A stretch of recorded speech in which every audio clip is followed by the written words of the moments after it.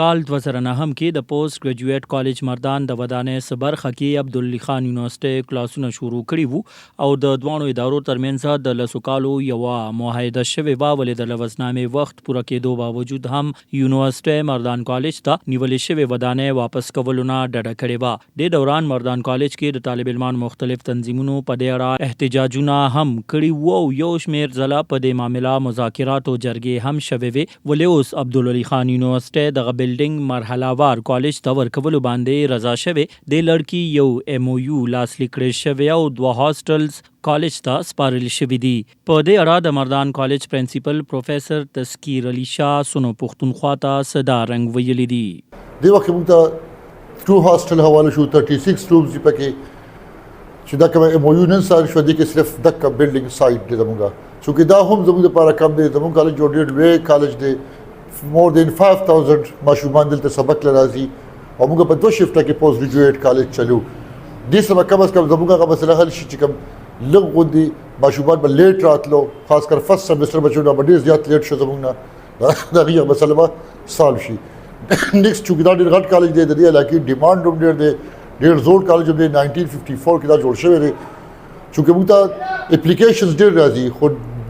زه په وجه د کلاس روم په وجه موږ هغې له اډمیشن ورنکړو ډینای یې کړو. په دې وجه موږ وایو چې موږ ته زر تر زر دا بلډینګ نور ومولی شي. د ولی خان یونیورسيټي پرانس دی چې انشاءالله ډسمبر اینډ کې به تاسو ته نور بلډینګ هم کمپلیټ مردان کالج په زوړ حالت کې بحال شي. دغه رنګ مردان کالج کې د مختلف طلبه تنظیمونو مشرانو د ودانۍ ځینې برخه حواله کولو باندې د خوشاله څرګندونه کړې، ولې ورسره د باقی پاتې ودانۍ زر تر زره د سپارلو غوښتنه هم کړې ده. احتشام الحق مې نوم دی او د پښتون سټوډنټ فدرېشن مردان کالج صدر یم. څنګه چې تاسو ته پته ده چې نن وایس چانسلر راغلی او موږ ته چې کوم دی 10% to 15% زه حواله کړو، نو زه به یو خبره دلته وکړم چې موږ تېره د 10 کالو احتجاجونه کوو، دا د هغې رنګ راوړو چې موږ ته دا بلډینګ حواله شو. خو یوازې په دې باندې نه کېږي، زموږ ته 10% 15% حواله شو، زموږ 35% بلډینګ اوس هم د هغوی سره ګیر دی. زه دا مطالبه کوم چې موږ ته دا زر تر زر حواله شي، ځکه چې موږ ته دوی جون نیټه کېښوده، د جونه پورې موږ صبر وکړو، خو د جونه پورې زه حکومت ته دا خواست کوم او دا مطالبه کوم چې نن موږ د دې کوم ویزټ وکړو نو دې کې موږ چې کوم پکې هغه هم تې وړي دي چې په وړو ته کم ګریډ لګېدلي هغه هم تې وړی دی، لیټونو سیسټم هم خراب دی، ټول ګډ وډ پروت دی. نو چې په دې باندې کومې پیسې لګي دا د چې کوم دی د مردان کالج فنډ ته حواله کړي چې موږ دې میدازې ټیک ټاک شي. هغه احتجاجونو پته ول د دورې پته ول چې هغې زموږ څه بلډینګ هغې زموږ نه نیولې او موږ له معاهدې په شکل کې ورکړو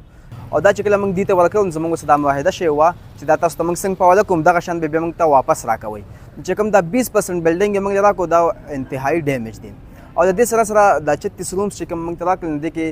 سټوډنټ ډېر زیات فایده وشوله، ځکه چې کوم انټرنل سټوډنټ راغلی دې کال ډېر زیات دی او چې کوم زموږ پلی ګراونډ دی نو په هغې کې موږ کلاسز اخلو باقاعده. مطلب دا چې پلی ګراونډ نشته دی چې کوم رومز موږ ته میلاو شو دا کلاسونه اوس هلته موږ بیا اخلو. لحاظ چې زموږ دا نور کوم بلډینګ پاتې دی د دې موږ مطالبه کوو چې نور موږ مزاحمت طرف ته لار اختیار نه کړو، روډ بند نه کړو، جنګ جګړه ونه کړو او دغه بلډینګ هم موږ ته میلاو شي. پوسټ ګریجویټ کالج مردان او عبدالعلی خان یونیورسيټي مردان دواړه د ضلع لوی تعلیمي ادارې دي کوم چې د علم رڼا خوروي، ولې پکار دا چې د دواړو ادارو ترمنځ د بلډینګ د شخړه زر تر زره هواره کړی شي چې طالب علمان دوباره احتجاج کولو باندې مجبور نشي. سونو پښتونخوا لپاره مردان نه ارشد علي خان.